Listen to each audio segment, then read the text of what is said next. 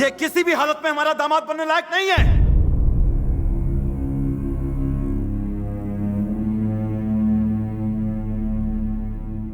ऐसे लड़के को प्यार करती हो? हाँ, भूल जाओ उसे।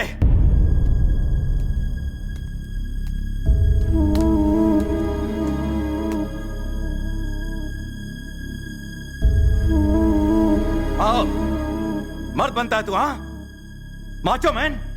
तुझे मर्दानगी दिखाने को मेरा ही गांव मिला था। 25 साल पुरानी दुश्मनी को चुटकी में बदलेगा, इतना महान है तू? अब तक तेरे टुकड़े हो गए होते अगर तू मेरे घर पर मेहमान ना होता। मैं तुझसे इतनी नफरत करता हूं, फिर भी मेरे घर की रोटी खाते हुए शर्म नहीं आती तुझे? छी! अपने प्यार भरे दो मीठे बोल बोलकर तूने मेरी भोली भाली बेटी को फुसला दिया होगा, पर मेरा और इस घर का दामाद बनने के लिए सिर्फ ये लड़की तुझे पसंद करे ये काफी नहीं है। फूफा पसंद करे, चाचा भी पसंद करे, बुआ पसंद करे, मैं पसंद करूं, तब तू दामाद बनेगा इस घर का। और यहां पर तुझे कोई नहीं चाहता, कोई तुझे पसंद नहीं करता। एक बात बता, तुझे क्या लगता है कि तेरे बिना मर जाएगी? जैसे ही तू यहां से जाएगा 4 दिनों में ही ये अपने परिवार के प्यार में तेरे प्यार को पूरी तरह से भूल जाएगी।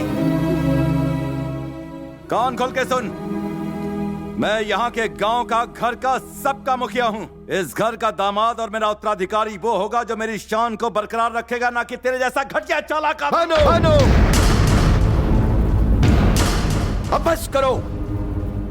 ये गांव क्या सोचता, तुम उसकी बात करते हो, पर इस घर के बारे में कभी सोचा?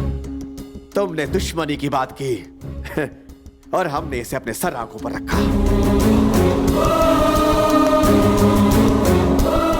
तुम मर्दानगी और मानता की बात ना ही करो तो अच्छा है। तुम ही ने उसको यहाँ गांव में बुलवाया और फिर से पिटवाया। वो फिर भी हंसता रहा और हमें प्रेम की भाषा सिखाता रहा। इसे महानता कहते हैं साले साहब। तुम्हारे खरीदे हुए गुंडे इसने चुटकी में मसल दिए, सबको मार भगाया। इसे कहते हैं मर्दानगी। प्लीज आप चुप हो जाइए। आज चुप नहीं रहूंगा। क्यों जी? मैं तुम्हारे खिलाफ बोल रहा हूं इसलिए तुम मुझे बाहर फेंक सकते हो, पर अब मैं इसकी परवाह नहीं करता हूं। इज्जत और अभिमान से जीने की हिम्मत इस लड़के ने हमें दी है साले साहब। हाँ, इस लड़के ने। ये बताओ, वो जैसा कामचोर दामाद बन सकता है, ये दामाद बन सकता है, और यहाँ तक कि तुम्हारी नजर में वो गुंडा भी दामाद बनने के लायक है, पर जो इस घर में इतनी खुशियाँ लाया है, ये लड़का तुम्हारा दामाद बनने के लायक नहीं। ऐसा क्यों? भैया, ये तो कहना मुश्किल है कि भूमि इस परिवार के प्यार में इसे भूलेगी या नहीं, लेकिन हमें जिसने मोहब्बत की भाषा सिखाई उसे नहीं भूलेंगे हम।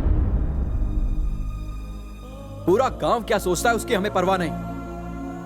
हम तो बस ये जानना चाहते हैं कि आप क्या सोचते हैं। एक बात तो बिल्कुल सही है, भूमि के लिए इससे अच्छा लड़का कभी नहीं मिलेगा।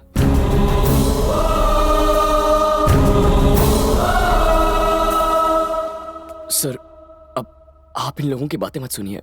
ये लोग तो मेरी मीठी मीठी बातों के जाल में फंस कर आज तक मैं सोचता था कि ये प्यार और अपनेपन की वजह से मेरी इज्जत करते हैं,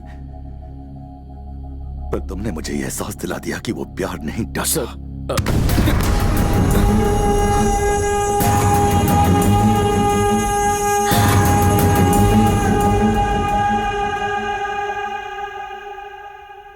मैं सिर्फ नफरत की भाषा बोलता रहा,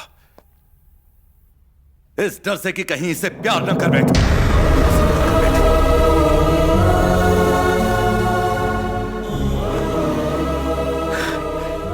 बचपन से ही मुझे बाप का प्यार नहीं मिला। सोचा था मेरी बीवी ही मेरी जिंदगी है, पर वो भी 2 साल में चली गई। उसके बाद यही मेरी जिंदगी है, यही संसार है, पर मैं उससे ये कह नहीं सका। पता नहीं मैं ऐसा क्यों बन गया। प्यार से बात करना तो मैं भूल ही गया हूं। मैं अपनी बहनों से दूर नहीं रह सकता था, इसलिए उनके पतियों को घर जमाई बना लिया। जब पता चला ये तुमसे प्यार करती है तो मुझे लगा कि मेरा संसार टूटकर बिखर जाएगा। अगर ये चली गई तो मेरा क्या होगा? उसे यहां रखने का स्वार्थ था जो मैंने उसकी शादी अपने गांव वाले से तय कर दी। इसीलिए मैंने तुम्हें बुलाया था, किसी भी कीमत पर मैं तुम्हें इससे दूर भगा देना चाहता था। सारे घर वालों के सामने मैं तुम्हें हराना चाहता था, पर तुम जीत गए। सर, मैं हार गया, हार गया।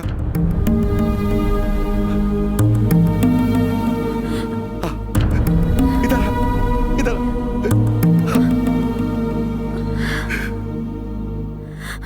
मैंने तो इसके बॉयफ्रेंड को बुलाया था, पर ये तो इस घर का दामाद ले आई।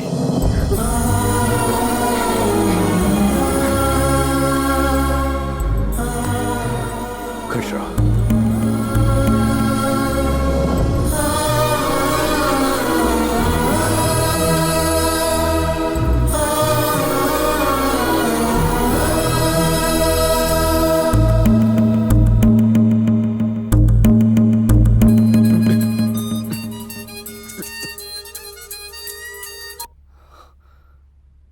Indu, Krish, I love you.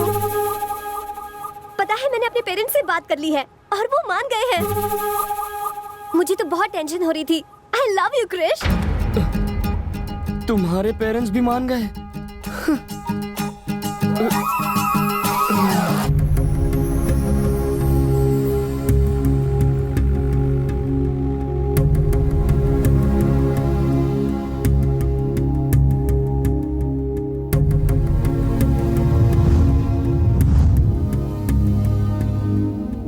Krrish, तुम चले जाओ। वही हुआ जिस बात का डर था हमें, जो नहीं सोचा था। मेरे डैडी तुम्हें चाहने लगे हैं।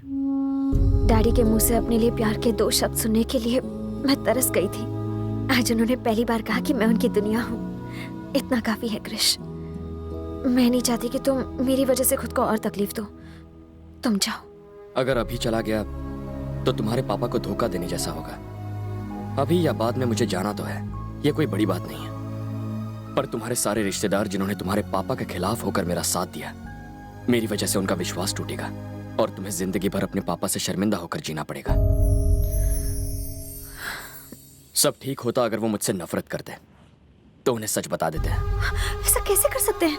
अब जो भी होगा संभाल लेंगे। उम्मीद तो कम है कि वो हमारी बात समझ पाएंगे, फिर भी।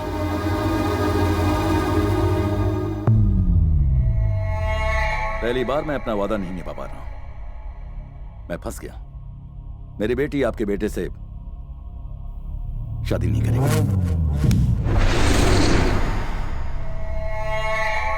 लेकिन तुमने तो मुझे जबान दी थी। अपना किया हुआ वादा तुम कैसे भूल गए भानु? जब वादा किया था तब बात कुछ और थी, अब बात कुछ और है। उम्मीद है कि आप मेरी मजबूरी को समझेंगे।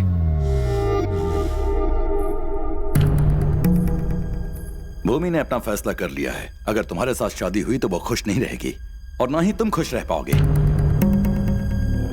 खुश रहने के लिए तुम्हारी बेटी को क्या चाहिए? वही ना जो हर लड़की की तमन्ना होती है। उसका बदन गहनों से सजा दूंगा। 1 महीने में उसके पाँव भारी कर दूंगा और 9 महीनों बाद तुम्हारा पोता तुम्हारी गोद में होगा। और अगर उसने अपना मुंह काला कर दिया तो उसे मार दूंगा।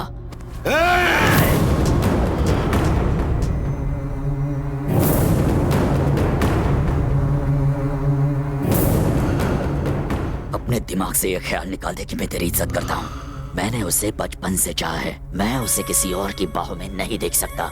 साले, तूने ये सोच भी कैसे लिया कि तू मुझे इनकार कर देगा और मैं चुपचाप यहाँ से चला जाऊंगा?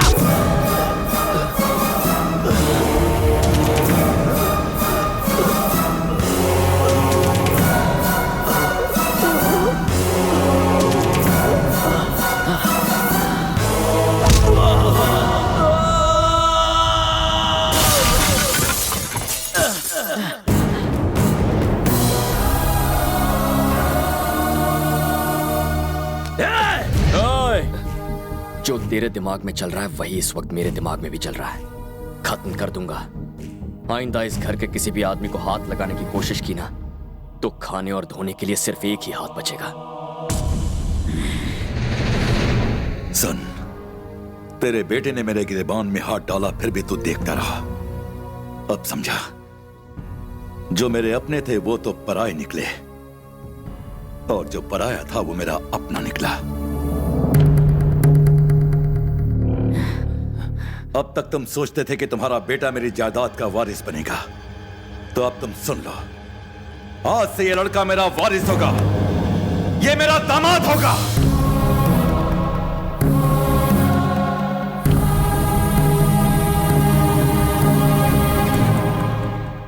एक अजनबी पर भरोसा करके मुझसे दुश्मनी करने के लिए तैयार हो गए?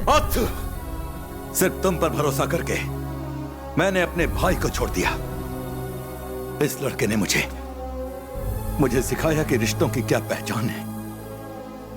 मैं अभी उसके घर जा रहा हूं। आज मैं अपने भाई के घर जाऊंगा और उसको इस घर में ले आऊंगा।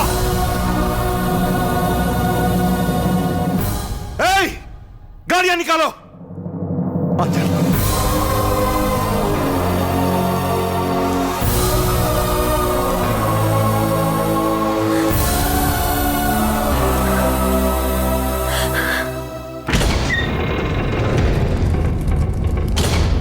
भैया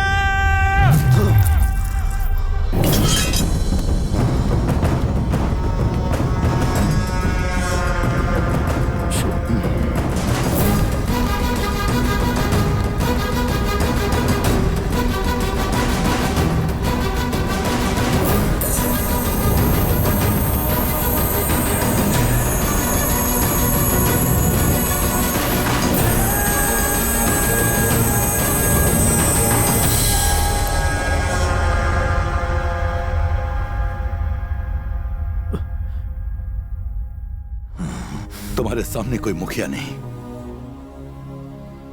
तुम्हारा बड़ा भाई खड़ा है।